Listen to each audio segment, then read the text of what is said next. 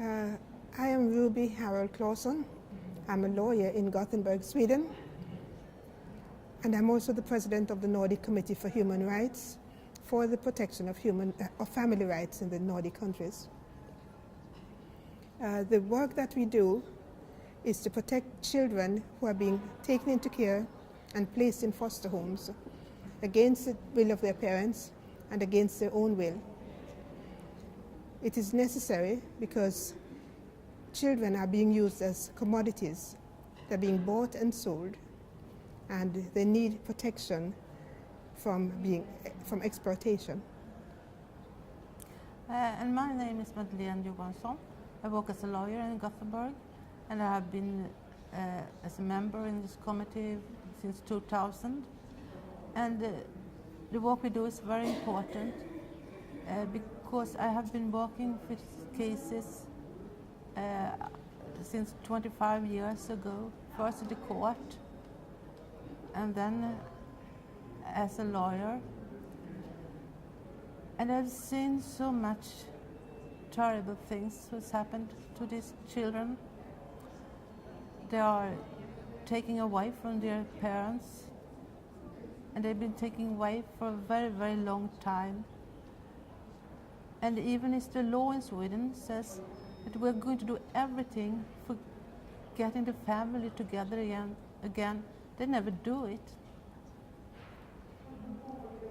And there gets a lot of problems for these children and for their parents.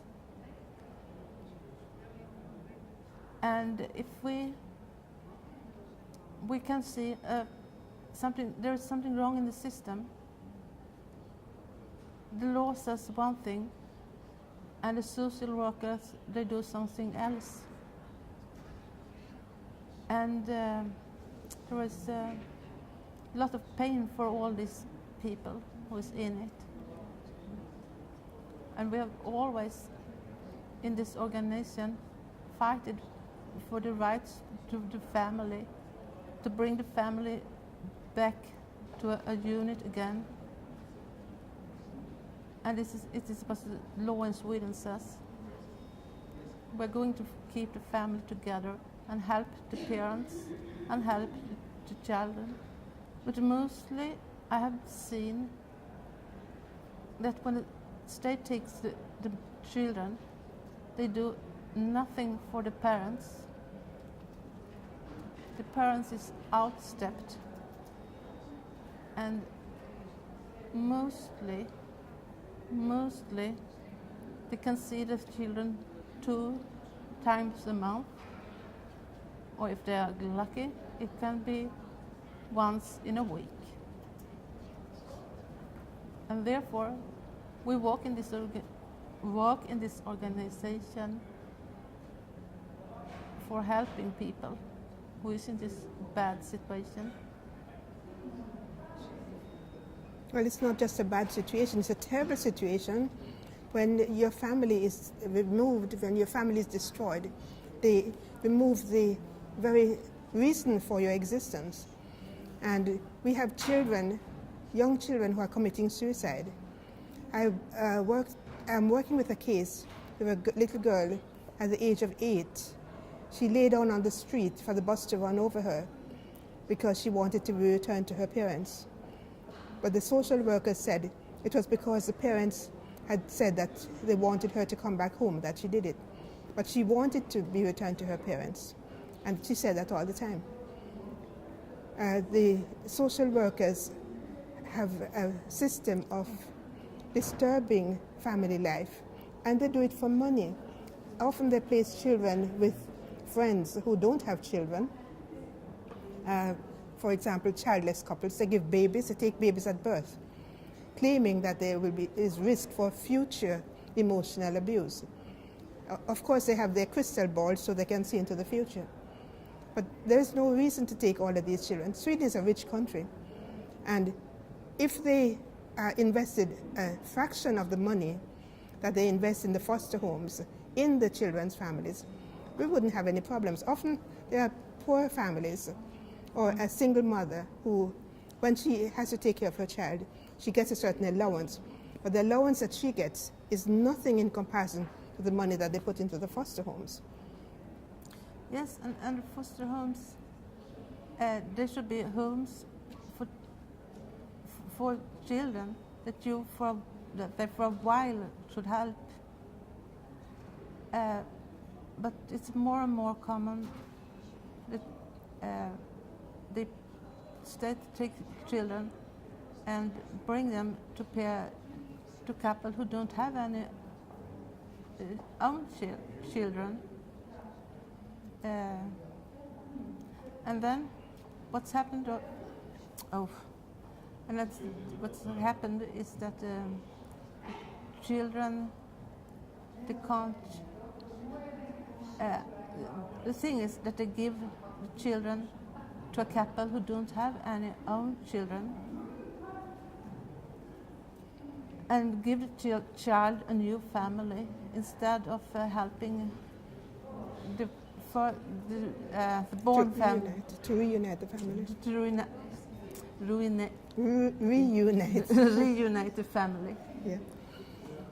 And it's been more and more common. Yeah.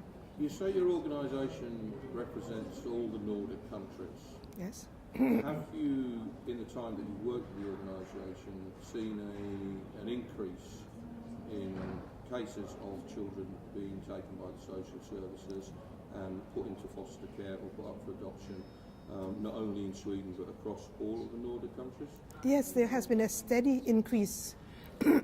Between 2010 and 2014, there was almost a 50% increase in Sweden of children being removed from their families.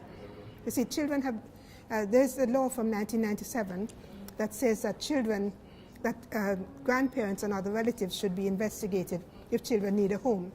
But they don't use the grandparents. A grandmother at the age of 47 is deemed too old to take care of her grandchildren. Whereas when they put children in foster homes, they can put children in foster homes with a person who is 70.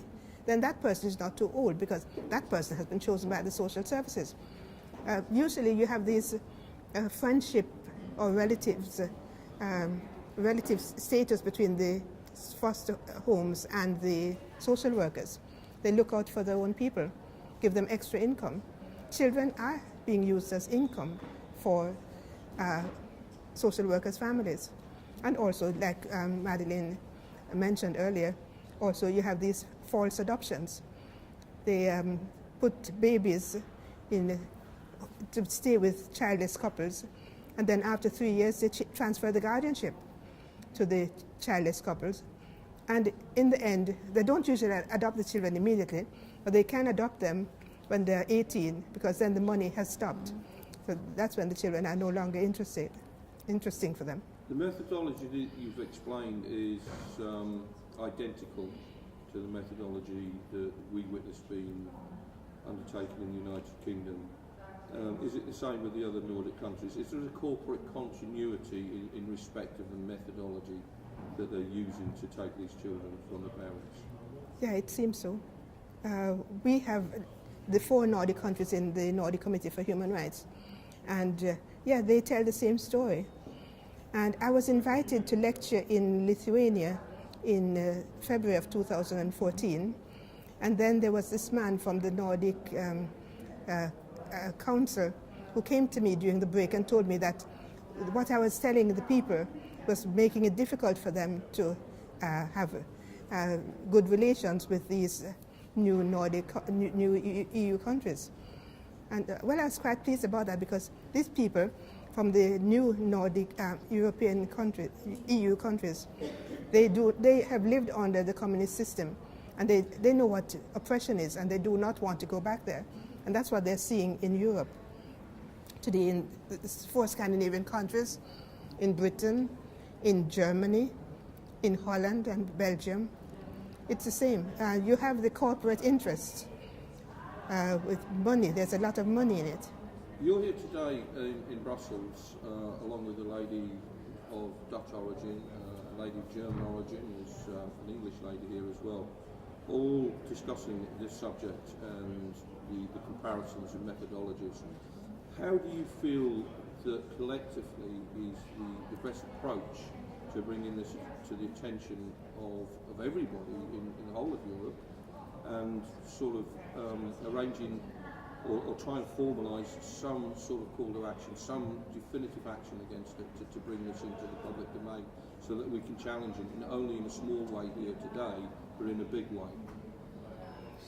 Well, we have already submitted many cases to the European Court of Human Rights, and there are many verdicts from the European Court of Human Rights concerning just forced care for children. But the European Court of Human Rights deals with single cases, individual cases. That's why we brought the petition to the European Parliament Petition Committee, to have the whole, to get a global view of the whole thing, to bring all of these cases. We can't, it's one thing to solve individual cases, but this is a system that we have to get rid of permanently. It is not in keeping with good European values of human rights and family protection to have this system continue. It has to be demolished and abolished permanently.